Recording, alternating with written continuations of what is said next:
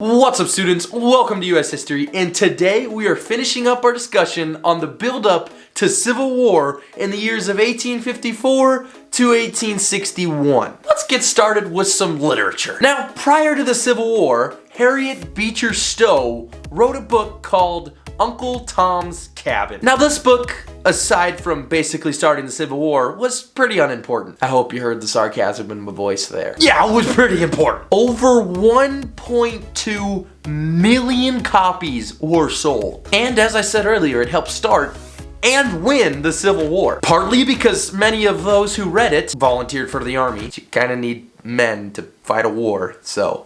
And it also made people swear not to enforce the fugitive slave law. And finally, two little countries called France and England also read it. As soon as their population read Uncle Tom's Cabin, they knew that if they openly supported the South, there would be riots. And the reason why is because Uncle Tom's Cabin exposed how terrible slavery actually is. But then in 1857, a man named Hinton Helper, great name, wrote The Impending Crisis of the South. And what this basically said was the people who suffered most from slavery were non-slave owning whites. The reason he felt that way was because slaves took jobs from whites, but really? I think it would suck a lot more to be, a slave. Anyways, it was banned in the South. So in the last video, I talked about the Kansas-Nebraska Act, which split the Nebraska Territory into Nebraska and Kansas. But in 1854, Kansas was getting heated. And tons of people were moving out west, including abolitionists and pro-slavery people. And kind of the goal here for both the North and the South was to get as many people of their way of thinking into Kansas as possible. For example, the New England Immigrant Aid Company sent in 2,000 families into the Kansas Territory. And the anti-slavery people that moved into Kansas were supplied with these new long rifles that were extremely accurate, and they were nicknamed Beecher's Bibles. Now, pro-slavery people were pushing into Kansas too, but there were really only like 2 slaves in the entire Kansas Territory out of the 107,000 people living there. And pretty much the same went for the Nebraska Territory. But in 1855, it was time for Kansas to get things in order.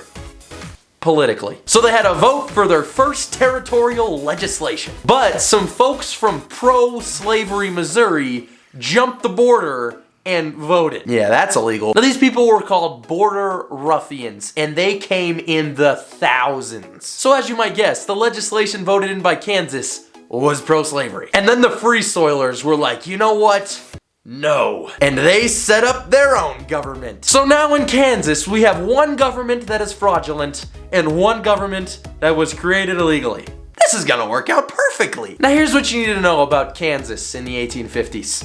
It was basically the Civil War before the Civil War. You had abolitionists on this side who hated pro-slavery people, and pro-slavery people on this side who hated abolitionists. And in 1856, some pro-slavery people burned down part of the city of Lawrence, and then an abolitionist and horse thief, John Brown, decided to step in. And in 1856, he and a couple of his abolitionist buddies took some axes, went down to some pro-slavery people's houses, and chopped them up. 5 people were chopped up by axes. So naturally, pro-slavery people were pissed. And what did they do? They killed some people back. So yeah, basically the Civil War started in Kansas. And this so-called bloody Kansas continued until the Civil War. But anyways, in 1857, Kansas applies for statehood. Now, to apply for statehood, you need a constitution. So Kansas drafted 2. Well, it was really 4, but I mean 2 really only mattered. Now, the first of these constitutions was the Lecompton Constitution. And this constitution said that slavery could remain as long as the slaves currently there were alive. Now think about this for a second. That could be up to like 70 or 80, even 90 years. I mean, if you have a baby slave, that thing's gonna be alive for a long time. And that means slavery for a long time. And the second constitution said that the slaves that were already there could stay. So basically, slavery would be allowed either way. I mean, that's what you get for having a pro-slavery legislation. Now, the Free Soilers in Kansas were shook. So what did they do?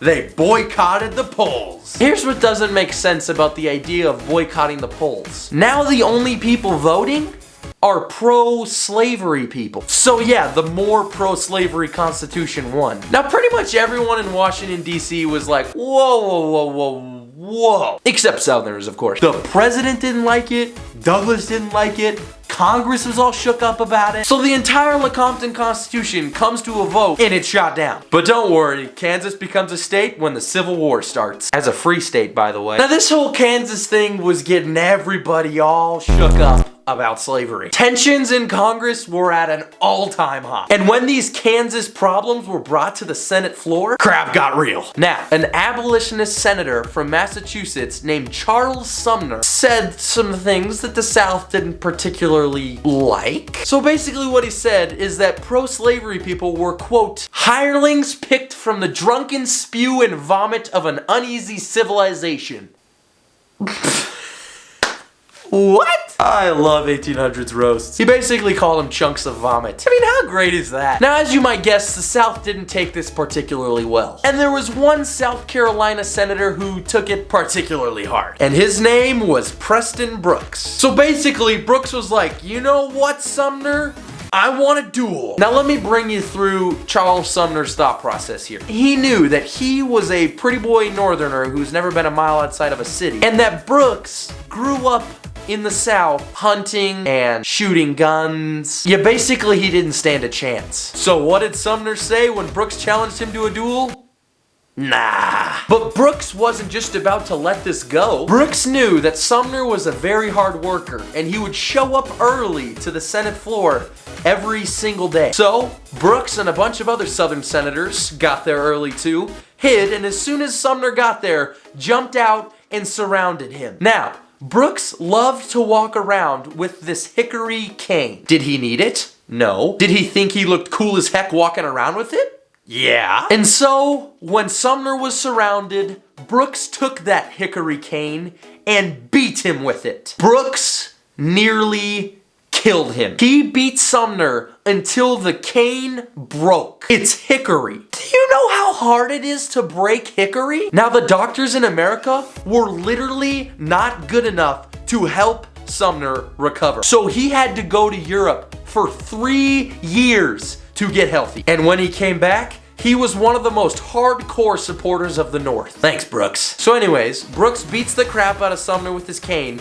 and leaves him there to die. So the other senators come and find him. They know that Brooks did it and they try to expel him, but they can't get the votes. But Brooks, being pressured by the Northerners, resigned anyways, but then was re-elected. And the reason why he was re-elected is the South heard what he did to Sumner and freaking loved it. In fact, people all throughout the South sent Brooks canes to replace the one he broke over Sumner. So yeah, Brooks had the nicest cane collection in pretty much the world. But then in 1856, it's time for another presidential election. Now the Democrats went with this goofy looking guy, James Buchanan. And the reason why is because he had nothing to do with the Kansas-Nebraska Act, because he was in Europe. Now the Republicans chose their first candidate ever as John C. Fremont, who had very little political experience. But guess what? The nativists are back. So these nativists were very worried about new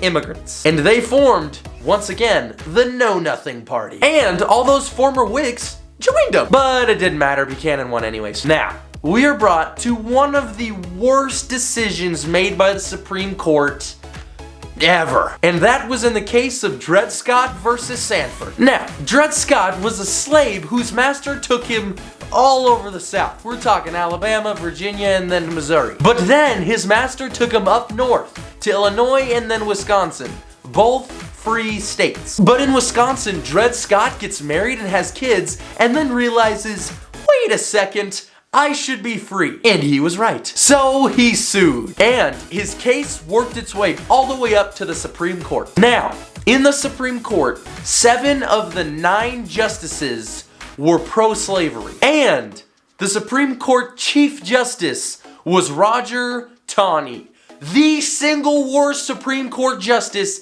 in the history of the United States of America. This case would go down in infamy. And here's why. The Supreme Court ruled that slaves were private property and thus could be taken anywhere and remain slaves. Why is that a problem? Well, it basically legalized slavery everywhere, even in free states. Because now slaves could be taken from southern states, which were slave states, up to northern free states and remain slaves. So technically, there were no free states. And this made the North pissed. And to top it all off, Tawney called slaves beings of inferior race. So yeah, the North was pretty freaking pissed. But in other news, America had another financial crash. And the financial crash of 1857 was caused by a couple things. First off, gold from California really inflated the currency. And the Crimean War in Europe stimulated grain growth here in the US. But when the Crimean War ended,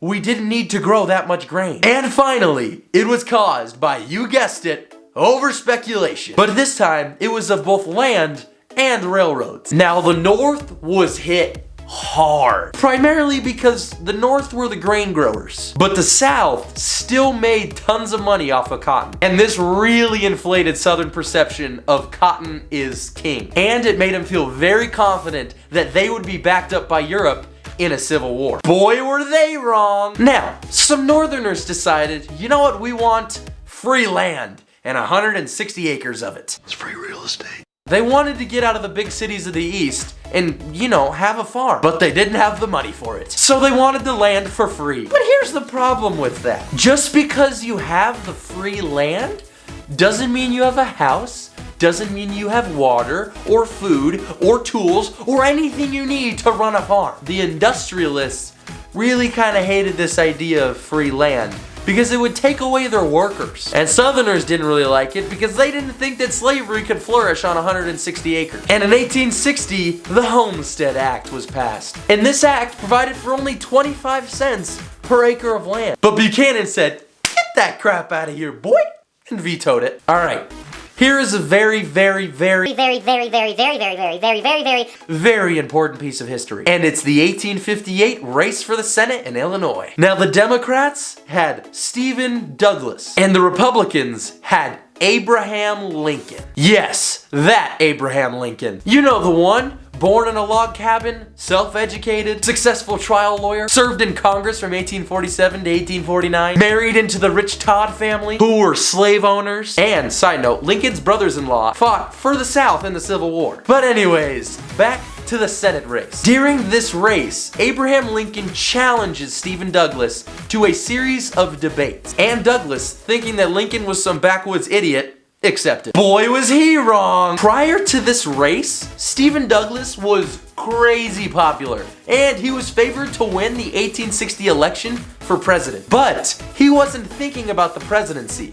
He was thinking about the Senate. Lincoln, on the other hand, was thinking of this Senate race as part of his race for president. And in these debates, Lincoln asked Douglas one question that changed everything. And this one question, Douglas literally could not answer correctly. And it shattered Douglas's hopes of being elected as president. So you want to know what the question was? He asked Douglas, on the issue of slavery, whether or not the Supreme Court was right in the Dred Scott decision, basically saying that slavery was legal everywhere, or if popular sovereignty was right. Now, the reason this was so tricky was Douglas would either piss off the North or the South. The North liked popular sovereignty because it upheld the idea of free states, and the South liked the Supreme Court decision because it legalized slavery everywhere. Now, Douglas was only thinking about his Senate race, which was in Illinois, a northern state. He wasn't thinking about the long term, the presidential race, which includes both the North and the South. So, being in the North and trying to please a northern crowd, said that popular sovereignty was correct. And this had the South shook. And it basically lost Douglas a presidential election 2 years later. All because he couldn't correctly answer one little question. Guess who's back? Back again. John Brown's back to kill some people. That's right, the same guy who killed a bunch of people with some axes is back for more. This time, he wanted a full-scale slave rebellion. So, he came up with the plan to invade an armory in Harper's Ferry. He got some money from some northern abolitionists, and in 1859, with 20 men, he attacked. He killed 7 innocent people and injured 10 more while taking over this armory. But he got it. And all he had to do now was wait for the slave rebellion to start. But there was one problem with his plan. He didn't tell the slaves. I'm scared, no. And part of that is because most of the slaves got their news from their masters. And no master's gonna tell a slave, hey, you're supposed to rebel against me. So the Virginia militia's like, all right, this guy's an idiot, and goes up to Harper's Ferry, comes to the armory, which is just like a shack full of gunpowder, and fires on it. What do you think happens when you shoot a bunch of bullets into a room full of gunpowder? Boom! Pretty much what happened. John Brown comes stumbling out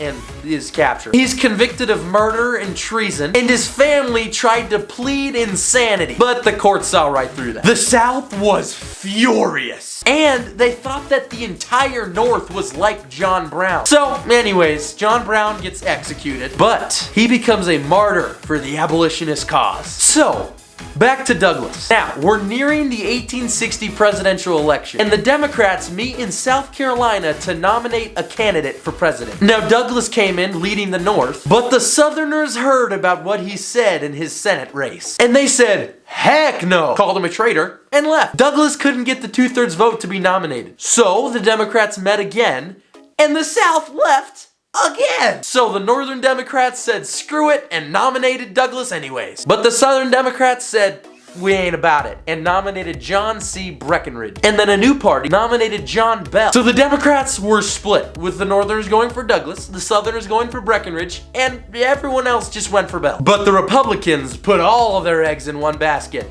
and that basket was Abraham Lincoln. He had no enemies, he's pretty new on the scene. The Free Soilers liked him because he didn't want to extend slavery. The manufacturers liked him because he wanted a new protective tariff. The North and the West liked him because he wanted a Pacific Railroad. The West really liked him because he was about internal improvements. And he was chill with free homesteads. Now, when we say everyone liked him, we really just mean the North and the West. The South kinda hated him. In fact, Lincoln wasn't even on the ballot in 10 southern states. And yet he still wins. And Douglas, who just about everyone 2 years before thought was definitely gonna win, takes last. Homeboy went from first to worst. And so Abraham Lincoln becomes president of the United States of America with 39% of the popular vote. That's right, only 39%. Now, with Lincoln as president, South Carolina was kinda happy because now they had a reason to secede from the Union. I mean, they did say that they would secede if Lincoln was elected, so at least they're true to their word. And by December of 1860,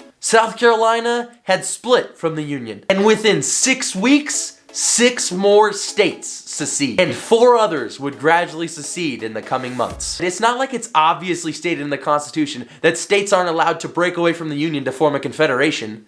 Oh wait, it is. Now, those original 7 states that seceded from the Union met in Alabama, and they created the Confederate States of America, naming Jefferson Davis of Mississippi their president. The South justified their secession by the Declaration of Independence.